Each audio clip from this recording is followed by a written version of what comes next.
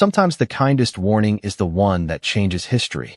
Emma Brooks had learned long ago that most people never listened until it was too late, but that never stopped her from trying. Rain fell in silver sheets across the Appalachian foothills outside Asheville, North Carolina, turning the narrow mountain road into a ribbon of black glass. Her aging pickup truck bounced over potholes as the windshield wipers struggled to keep up with the storm. The dashboard clock read 9:17 p.m., nearly an hour later than she had promised her grandmother she would be home. Another double shift at the roadside diner had left her shoulders aching and her pockets carrying just enough cash to cover groceries for the week, but not enough to fix the leak dripping through the kitchen ceiling. Emma sighed, turning onto the old county road that crossed Blackwater Creek. She almost missed it.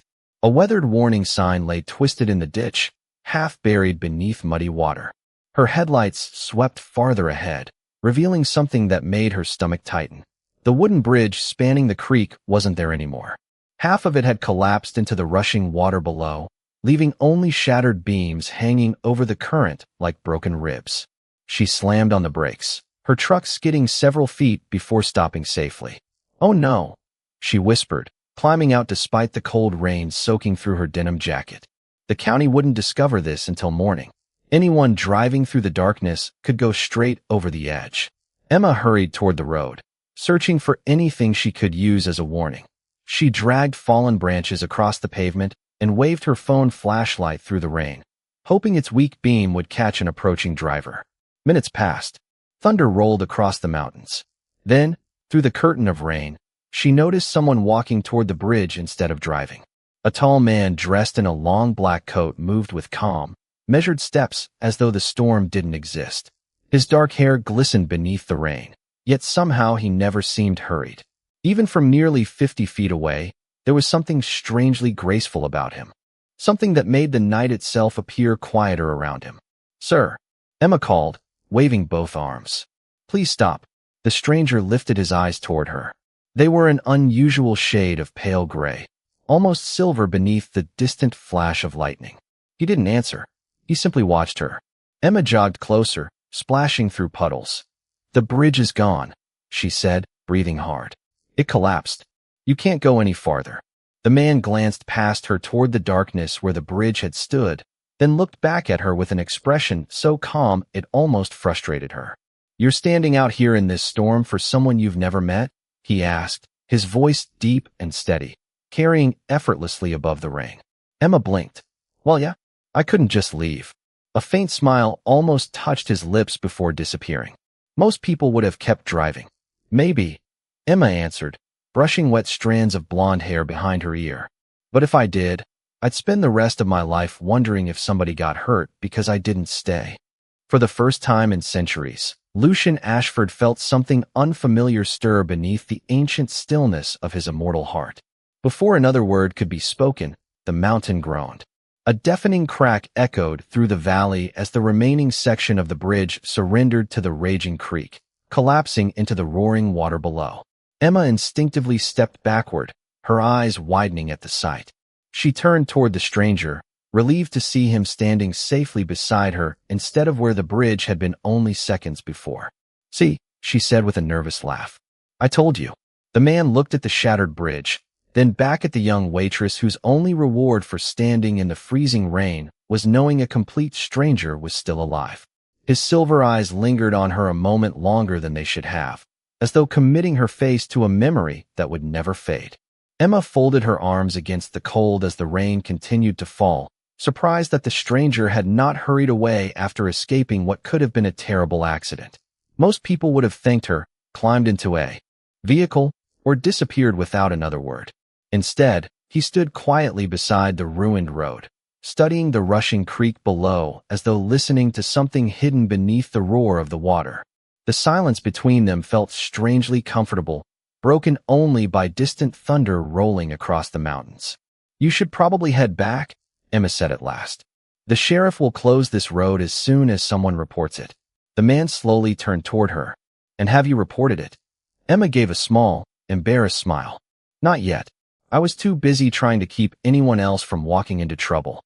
She reached into her jacket pocket and pulled out her phone. The screen flickered once before turning black. "Great. The rain finally finished the battery. The stranger glanced at the dark phone without concern. Then you remained here with no way to call for help. Emma shrugged. Someone had to stay. His silver eyes rested on her again, calm but thoughtful, as if every answer she gave challenged something he had believed for a very long time. You place remarkable value on people you do not know. Emma laughed softly. Maybe I just hope someone would do the same for my grandmother if she ever needed help. For a brief moment, something almost invisible crossed the man's face. It was gone before Emma could understand it, replaced by the same quiet composure. Your grandmother raised you well, he said. Emma blinked. She did her best. Another flash of lightning illuminated the valley, revealing a narrow maintenance trail climbing along the hillside beside the creek. Emma pointed toward it. There is another way into town. It adds about 2 miles, but it is safe if you stay on the path. The stranger followed her gesture without moving. Will you show me? Emma looked at him in surprise. You do not know these roads. Not as well as I once did. It sounded like an odd answer, but before she could ask what he meant, she simply nodded. All right, it is this way. They walked side by side along the muddy trail, their footsteps muffled by soaked leaves. Emma noticed something curious after several minutes. Although the rain continued pouring from the dark sky, the stranger's coat somehow looked almost untouched by the mud covering the narrow path. His polished shoes remained impossibly clean despite crossing puddles deeper than 2 inches. She frowned slightly before convincing herself she was simply tired after another exhausting shift. Do you live around here? She asked. Sometimes. Emma smiled. That is a mysterious answer. Would you prefer an ordinary one? Ordinary is usually easier. The stranger almost smiled again. I have not been ordinary for a very long time. Emma shook her head with a quiet laugh. You really like talking in riddles. Before he could answer, the stillness of the mountain was interrupted by the low hum of approaching engines. Bright headlights appeared through the trees ahead, far too many for such an isolated road. One black-sport utility vehicle became 2, then 4, moving with perfect spacing as they rounded the curve and stopped simultaneously. Their doors opened in complete silence. Several men dressed in tailored black coats stepped into the rain with disciplined precision. Every one of them lowered his head the instant he saw the stranger. None of them acknowledged Emma. They only looked toward the man beside her with unmistakable respect. The oldest among them took one careful step forward before speaking in a controlled voice. Your Majesty, we have been searching for you everywhere. Emma stared at the man standing beside her, convinced she had misunderstood what she had just heard. The stranger slowly turned toward her, and for the first time that night, there was something ancient behind his calm silver eyes, something that did not belong to the ordinary world she had always known. Emma felt the words echo louder than the thunder. Your Majesty. They did not sound theatrical or exaggerated. They sounded natural, spoken with the quiet certainty of people who had repeated them thousands of times before. She looked from the men in black coats back to the stranger beside her, searching for the hint of a joke that never appeared. He remained exactly as calm as he had been since she first stopped him on the mountain road. I think you have the wrong person, Emma said with an awkward laugh that faded almost immediately. None of the newcomers even glanced at her. The oldest man lowered his head further. Forgive us for the delay, Your Majesty. The council has become increasingly concerned. The stranger finally spoke. I needed time alone, Gabriel. The council believes the situation has become complicated. His eyes shifted toward Emma for the briefest moment before returning to his king. Emma noticed the look immediately. It was not anger. It was curiosity mixed with caution, as though her very presence had become an unexpected question no one knew how to answer. She folded her wet jacket tighter around herself. I should probably leave. For the first time that evening, the stranger turned fully toward her. You have not even asked my name. Emma blinked. I guess everything happened so fast. He nodded once. Lucian Ashford. The name sounded strangely familiar, as though she had heard it somewhere years ago, but could not remember where. Before she could search her memory, Gabriel quietly added, His Majesty, King Lucian Ashford. Emma stared at them in silence. King? There had not been kings in America for centuries. Maybe it was the title of some international organization or an old family tradition among wealthy people. It had to be. That explanation made far more sense than the impossible thoughts trying to form in the back of her mind. Well, she said carefully, it was nice meeting you, Mr. Ashford. Several of the black-coated men exchanged subtle glances, almost as though no one had addressed him so casually in generations. Lucian himself showed no sign of offense. Instead, there was something unexpectedly warm in his expression. Most people bow. Emma looked down at her mud-covered boots before meeting his eyes again.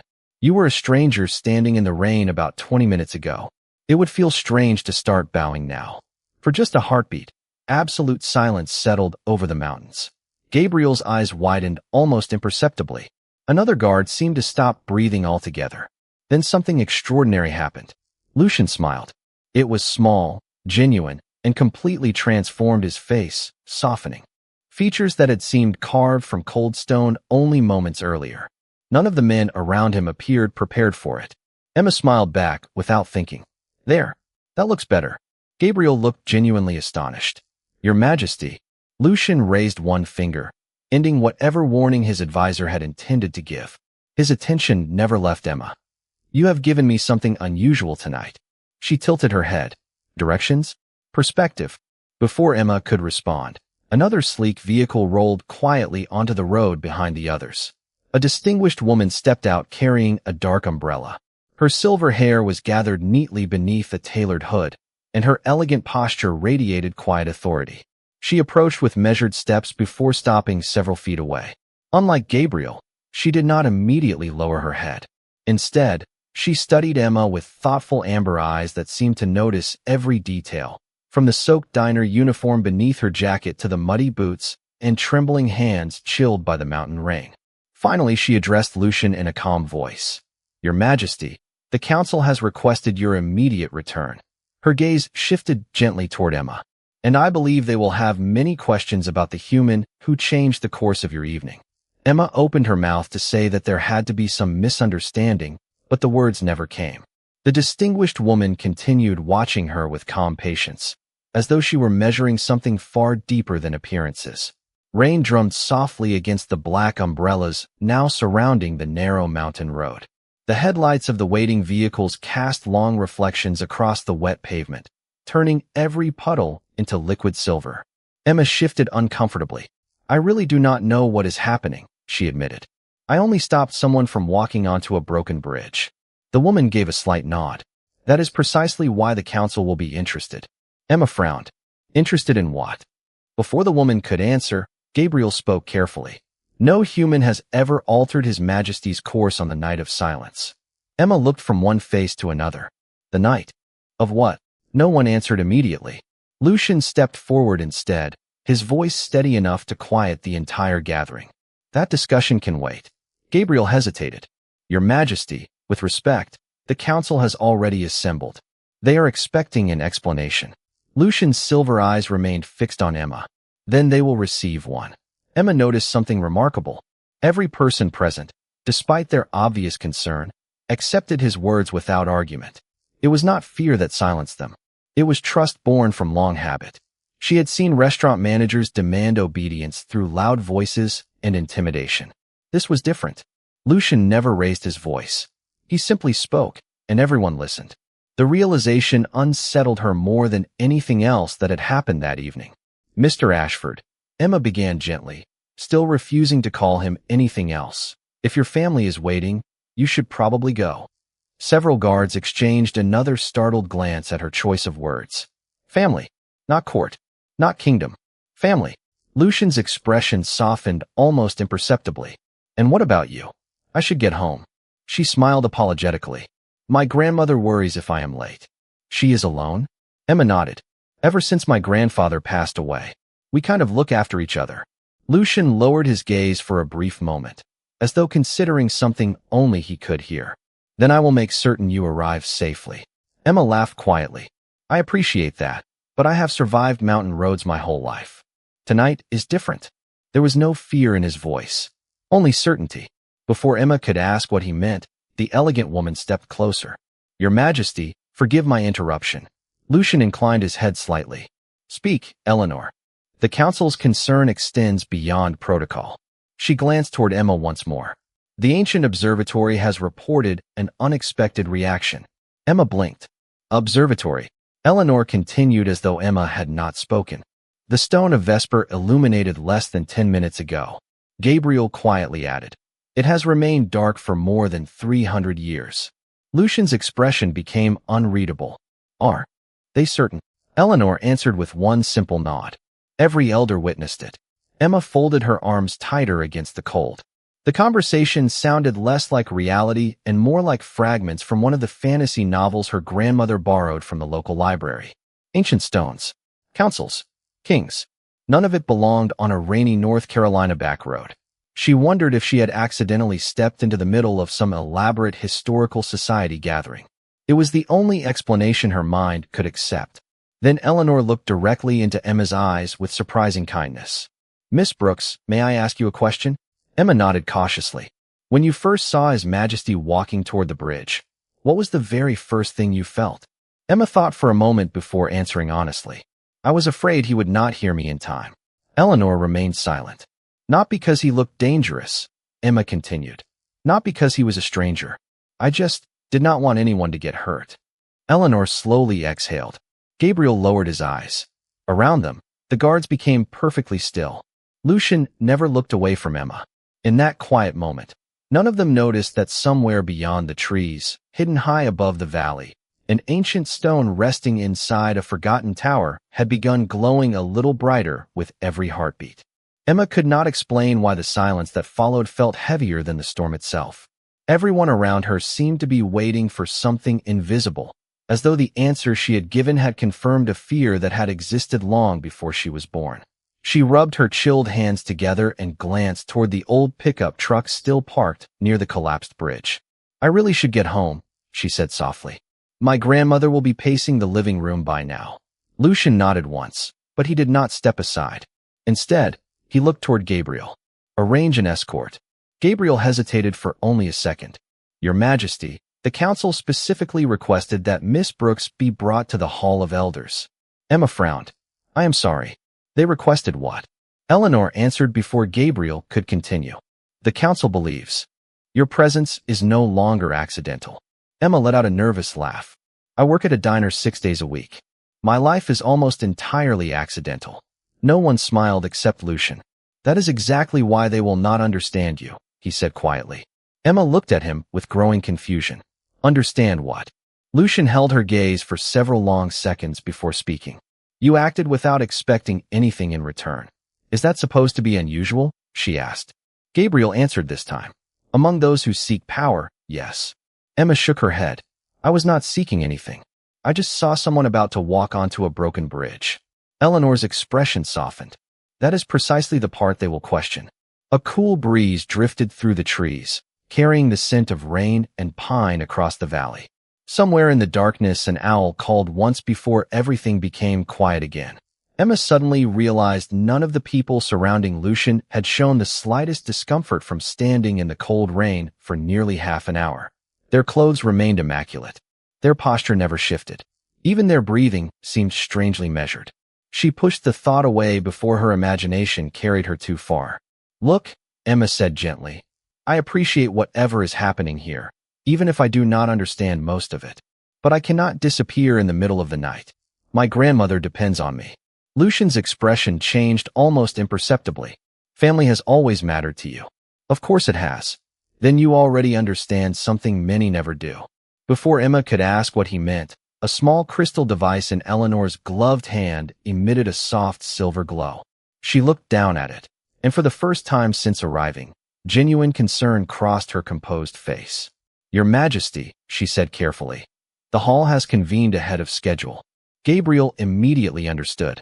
They are beginning without you. Eleanor nodded. And Lord Cashin has requested an emergency judgment. The name seemed to alter the atmosphere around everyone present. Several guards exchanged uneasy glances. Lucian remained perfectly still. On what grounds? Eleanor lifted her eyes. Slowly. He claims the human has disturbed an ancient balance and should be placed under permanent observation before the mark reveals itself. Emma stared at them. Permanent observation? Gabriel immediately corrected himself. Please understand, Miss Brooks, that does not necessarily mean imprisonment. It certainly does not sound like a vacation, Emma replied. Lucian took one deliberate step forward until only a few feet separated them. His voice remained calm, but there was quiet resolve behind every word. No decision concerning Miss Brooks will be made tonight. Gabriel lowered his head. The council may disagree. Then they may disagree with me. The mountain road fell silent once more. Emma had known Lucian for less than an hour, yet she recognized something unmistakable in his eyes. He was not speaking as a wealthy businessman or the head of an influential family. He was making a promise. And somewhere far beyond the rain-soaked mountains, inside a hidden chamber where ancient stone reflected silver light across vaulted ceilings, 12 elders slowly turned toward a glowing symbol that had just appeared across the surface of the stone of Vesper, forming a pattern none of them had witnessed in over 300 years. Emma looked from Lucian to the circle of silent faces surrounding him, trying to decide whether she had stumbled into an elaborate misunderstanding or a reality far stranger than anything she had ever imagined. The rain had begun to ease, leaving only a gentle mist drifting through the pines, but the tension in the mountain air refused to fade. "You keep talking about decisions," she said quietly. "The only decision I have made tonight was to stop someone from crossing a broken bridge." Lucian held her gaze. Sometimes a single decision changes far more than the person making it ever realizes. Before Emma could answer, one of the younger guards stepped forward with respectful urgency. "Your Majesty." Gabriel immediately frowned. "What is it?" The guard lowered his voice. "Our scouts have reported unfamiliar movement near the eastern ridge." Gabriel's expression hardened. "Travelers?"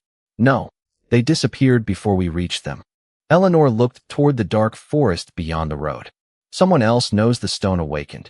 Emma listened carefully, recognizing almost none of the names or places they mentioned, yet she could feel the concern behind every sentence. It was the kind of quiet concern people carried when protecting something precious. Lucian turned to Gabriel. "Increase the watch around the valley, but no one is to approach Miss Brooks without my permission." "Yes, Your Majesty." Emma raised an eyebrow. "I appreciate the concern, but I honestly think you are overestimating how interesting my life is." Lucian answered with the faintest smile. "That may have been true yesterday." She folded her arms. "And today? Today the world noticed you." The words settled over her with unexpected weight. Emma wanted to dismiss them, to laugh and blame the long shift, the cold rain, and her exhausted imagination. Instead, she found herself remembering the strange glow in Eleanor's crystal device and the complete confidence with which every person around Lucian accepted impossible events as ordinary facts. None of them acted like performers. None of them behaved as though they expected her to believe them. They simply lived inside a world she had never known existed. A gentle vibration interrupted her thoughts. She reached into her pocket and stared in surprise as her phone screen suddenly came to life. The battery indicator showed only 1%. "That is impossible," she murmured. Moments earlier it had been completely dead. Before she could question it further, the phone rang. The familiar photograph of her smiling grandmother appeared on the screen. Emma answered immediately. "Grandma." "Emma, sweetheart, are you all right?" Her grandmother's warm voice carried obvious relief. "The power flickered twice, and I had the strangest feeling that I should call you." Emma smiled despite everything that had happened. "I am fine.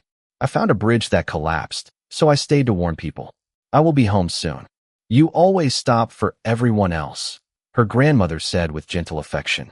"Just promise me you will let someone help you once in a while." Emma glanced toward Lucian without meaning to. "Maybe tonight someone already is." "Good," her grandmother replied softly. "Kindness always finds its way back, even if it takes years." The call ended as the battery finally went dark again. Emma slipped the phone into her pocket, unaware that every person standing nearby had heard every word with perfect clarity. Eleanor slowly turned toward Lucian. Her grandmother speaks almost exactly as the old chronicles described. Gabriel's eyes narrowed thoughtfully. "Another coincidence." Eleanor answered with quiet certainty. "There are becoming too many coincidences." Lucian looked toward the clouds beginning to part above the mountains, where the first pale moonlight touched the mist rising from Blackwater Creek. Somewhere beyond those distant peaks, the stone of Vesper continued shining brighter than it had in centuries. And for the first time and longer than anyone could remember, Lucian found himself wondering whether destiny had arrived not with armies or prophecy, but with a weary waitress who simply refused to let a stranger walk into danger. Emma stood quietly for a moment after slipping the lifeless phone back into her pocket. The mist drifting above Blackwater Creek had begun to glow beneath the rising moon, transforming the valley into something almost unreal. She had driven this road hundreds of times since earning her driver's license. Yet tonight, every tree, every stone, and every shadow felt as though they had been waiting for something to happen. She looked toward Lucian. "I still have to be at the diner by 6 tomorrow morning." The simple sentence felt almost absurd after everything she had heard. To her surprise, Lucian nodded with complete seriousness. "Then you should not be kept any longer than necessary." Emma smiled. "That is probably the most normal thing anyone has said tonight." A faint warmth returned to Lucian's expression. Gabriel cleared his throat politely. "Your Majesty, the Council will not postpone its judgment indefinitely." "They will," Lucian replied calmly, "if I ask them to." Eleanor watched the exchange thoughtfully before stepping beside Lucian. She lowered her voice, but Emma caught enough to understand the concern. "Lord Cashin has never accepted delays where prophecy is involved." Lucian answered without hesitation. "This is not prophecy." Eleanor met his eyes. "You are hoping that is true." A quiet silence followed. Emma sensed there was an entire history hidden behind those few words, one that stretched back far beyond anything she could imagine. She did not interrupt. Instead, she looked toward her old pickup truck, wondering whether she should simply thank everyone for the strange evening and drive home before things became even more confusing. As if reading her thoughts, Lucian turned toward her. "Miss Brooks, may I ask you one question?" "Sure." "When you first saw me walking toward the bridge, what made you stop?" Emma blinked. "I already told you." "You told me what you did." His silver eyes reflected the moonlight. "I am asking why." She considered the question longer this time. "Because my grandfather used to tell me something when I was little." Lucian waited quietly. "He always said that if you are the first person to see danger, then for a little while that danger becomes your responsibility." Gabriel looked toward Eleanor. Neither of them spoke. Emma continued with a small smile. "He believed people spend too much time hoping somebody else will step in. So he taught me that if I am already standing there, maybe I am the somebody else." The night seemed to pause. Even the breeze moving through the pines became still. Lucian lowered his eyes briefly, as though the words had awakened a memory buried beneath centuries. "I knew someone who believed that," he said almost to himself. Emma tilted her head. "Someone important?" He looked back at her. "Very." Before she could ask another question, a sharp silver light flashed across the crystal device Eleanor still carried. Unlike before, the glow expanded into a delicate pattern hovering above its surface. Gabriel studied it for only a moment before his expression changed. "That cannot be right." Eleanor's voice remained calm, but her eyes betrayed genuine surprise. "The stone is no longer responding only inside the hall." Emma watched the floating pattern with fascination. It resembled a circle woven from thin lines of moonlight, slowly rotating in the air. Then, without warning, the circle shifted. One narrow beam extended outward and came to rest directly in front of Emma before fading as gently as it had appeared. She instinctively took half a step back. "Did I do something?" No one answered immediately. Lucian looked from the fading light to Emma with quiet disbelief. Eleanor slowly lowered the crystal into her hands. "The stone has never reached beyond the hall before." Gabriel spoke the words almost in a whisper. It recognized her. Far above the valley, hidden beyond the mountains where no ordinary map marked its existence, 12 elders rose from their seats as the stone of Vesper released a second pulse of silver light. This time, the ancient symbol no longer pointed toward the forgotten bridge. It pointed unmistakably toward Emma Brooks, as though an unseen force had finally revealed the person it had been searching for across 300 silent years. Emma instinctively looked over her shoulder, half expecting to find someone else standing behind her. There was no one. Only the quiet mountain road, the mist drifting above the creek, and the circle of black vehicles waiting beneath the pale moonlight. "I think your stone is making a mistake," she said softly. "I am just a waitress." Gabriel did not answer immediately. Instead, he continued staring at the place where the silver light had disappeared. "The stone of Vesper has never mistaken one soul for another," he finally said. Emma forced a small smile. "Then tonight must be its first time."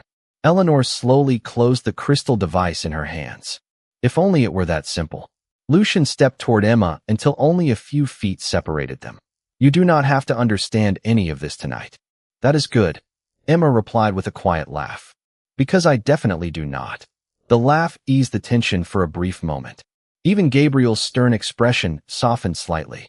But the peace lasted only seconds before another black vehicle approached from the opposite direction, moving far faster than the others had. It stopped abruptly several yards away.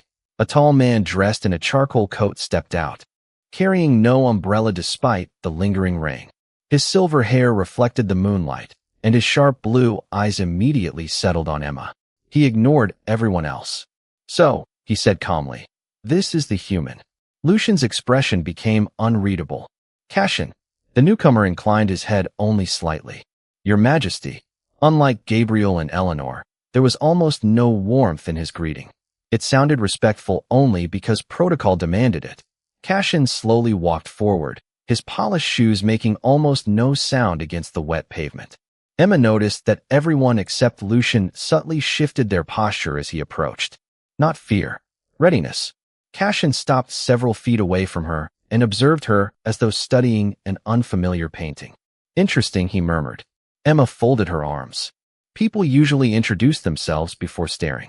For the first time, one corner of Cassian's mouth lifted. Honest.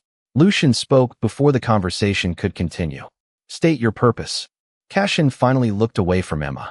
The council has completed its preliminary reading of the stone. Gabriel frowned. Without His Majesty present? The light would not wait. Eleanor remained silent, but her eyes narrowed thoughtfully. Cassian continued. Every elder reached the same conclusion. Emma sighed quietly. I have a feeling I am not going to like this. Cassian answered with unsettling calm. You may not. Lucian's voice remained steady. Speak plainly. Cassian nodded once. The stone did not simply recognize Miss Brooks. The mountain air seemed to grow colder. It reacted because her arrival fulfilled the first sequence. Emma looked between them in complete confusion. I have absolutely no idea what that means. Cassian met her eyes again. Neither did the last person chosen by the stone. Lucian took one deliberate step forward, placing himself naturally between Emma and Cassian. It was not an aggressive movement. It was protective. Cassian noticed it immediately. You are already defending her. She has done nothing requiring judgment. Not yet, Cassian replied. But history teaches us that every awakening begins with innocence. Emma finally lost her patience. Would someone please stop talking like a mystery novel and explain what is actually happening? For several long seconds, no one spoke. Then Lucian answered with complete honesty. Because we do not know. Emma searched his face and realized he meant every word. The uncertainty in his voice was genuine. Even the king did not understand why fate had placed her on that mountain road. High above them, clouds drifted apart, revealing a sky filled with stars. Hidden beyond those distant peaks, the stone of Vesper released a third pulse of silver light, and deep beneath the ancient hall, a sealed chamber that had remained closed for 3 centuries responded with a quiet click, as though an invisible lock had just begun to open. For several heartbeats, no one moved. The mountain seemed suspended between 2 worlds, one Emma had always known and another she had never imagined could exist. The cool night air carried the scent of pine and fresh rain as the last clouds drifted away, revealing a sky filled with brilliant stars. Emma looked at Lucian, then at the silent faces surrounding them. I still have to go home, she said gently. Whatever the stone is doing, my grandmother is probably sitting in her favorite chair wondering why I am late. Lucian's expression softened again. She should not have to wonder any longer. Emma gave him a grateful smile. Thank you. Cassian watched the exchange without speaking. After a long silence, he finally addressed Lucian. If you allow her to leave now, events may unfold beyond our reach. Lucian answered without raising his voice. If destiny requires chains, then it is not destiny I will serve. The words settled over the gathering with quiet authority. Even Cassian did not immediately respond. Eleanor lowered her eyes respectfully. Gabriel slowly released a breath he had apparently been holding. Emma studied Lucian with growing curiosity. For someone everyone called a king, he never seemed interested in commanding people simply because he could. Every decision he had made that night had been to protect rather than control. It reminded her of something her grandfather once said. Real strength was measured by what a person chose not to do. Lucian stepped toward her truck and opened the driver's door before she could reach it. The road home is clear from here. Emma smiled. You really do not have to do that. Perhaps not. He looked toward the quiet valley stretching beyond the trees. But I would like to. She climbed into the driver's seat and rested her hands on the steering wheel. The familiar worn fabric beneath her fingers felt strangely comforting after the impossible evening. Before closing the door, she looked back at him. Will I ever understand what happened tonight? Lucian considered the question carefully. One day, and if I never do. A faint smile appeared once more. Then you will still have done the right thing. Emma laughed softly. That sounds like something my grandmother would say. Lucian's eyes reflected the moonlight. Wise people often arrive at the same truths. She started the engine. The old pickup rumbled to life with its familiar uneven sound. As she prepared to pull away, she rolled down the window one last time. Good night, Lucian.